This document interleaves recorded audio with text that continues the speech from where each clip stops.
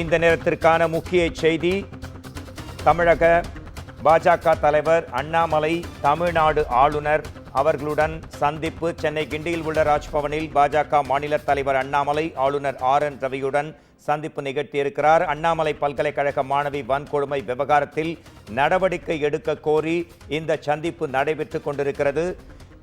சென்னை கிண்டியில் அமைந்திருக்கக்கூடிய ராஜ்பவனில் பாஜக மாநில தலைவர் அண்ணாமலை ஆளுநர் RN ரவியுடன் சந்திப்பு.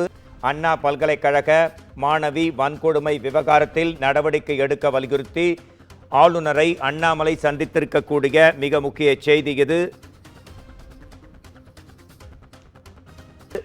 இந்த நேரத்திற்கான மிக முக்கிய செய்தியாக வந்திருக்கிறது. சென்னை கிண்டியில் இருக்கும் ராஜ்பவனில் பாஜக மாநில தலைவர் அண்ணாமலை அண்ணா பல்கலைக்கழக மாணவி வன்கொடுமை விவகாரத்தில் நடவடிக்கை கோரி ஆளுநரை சந்தித்திருக்கிறார். காலை தமிழக வெற்றிக் கழகத்தினர் ஆளுநரை சந்தித்து மனு அளித்ததைத் தொடர்ந்து அண்ணாமலை இந்த சந்திப்பை நிகழ்த்தி இருக்கிறார். கிட்டத்தட்ட 3-4 நாட்களாக அண்ணா பல்கலைக்கழக மாணவி பாலியல் வழக்கு தொடர்பான விசாரணையும் இந்த பரபரப்பும் தமிழ்நாட்டையே தொற்றிக் கொண்டிருக்கும் இந்த சூழ்நிலையில் அண்ணா பல்கலைக்கழக மாணவி தொடர்பாக விரைவாக நடவடிக்கை எடுக்குமாறு ஆளுநரை சந்தித்து அவர் கோரிக்கை வழங்கியிருக்கிறார். இது குறித்து நமது குமுதம் செய்தியாளர் சுப்பிரமணியன் தரும் தகவல்களை கேட்கலாம். தமிழ்நாடு ஆளுநர் RN ரவியுடன் பாஜக தலைவர் அண்ணாமலை சந்தித்திருக்கிறார்.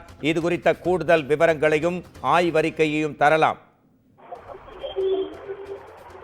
தமிழக ஆளுநர் RN ரவியை பாஜக மாநில தலைவர் அண்ணாமலை தற்போது சந்தித்து பேசி வருகிறார்.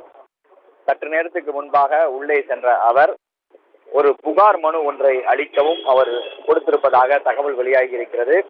அண்ணா பல்கலைக்கழக மாணவி பாலியல் வன்கொடுமை செய்த சம்பவத்தை அடுத்து தமிழகம் முழுவதும் பல்வேறு இடங்களில் போராட்டங்கள் நடந்து வருகிறது. அது மட்டுமல்லாமல் அதில் உரிய நடவடிக்கை எடுக்கப்படவில்லை என்ற குற்றச்சாட்டும் எழுந்திருக்கிறது. அண்ணாமலையும் செய்தியாளர்களின் சந்திப்பின் போது இதை தெரிவித்திருந்தால் தமிழகத்தில் பெண்களுக்கு பாதுகாப்பு என்பது கேள்விக்குறியாகி இருப்பதாக ஒரு குற்றச்சாட்டையும் அண்ணாமலை முன்வைத்திருந்தார்.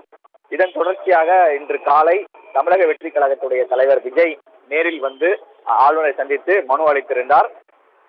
ஆளுநரை விஜய் சந்தித்ததை பாராட்டி எக்ஸ் தளத்தில் அண்ணாமலை கருத்து தெரிவித்திருந்தார். இந்த நிலையில் தற்போது ஆளுநரை சந்தித்து அண்ணாமலை பேசிக் கொண்டிருக்கிறார்.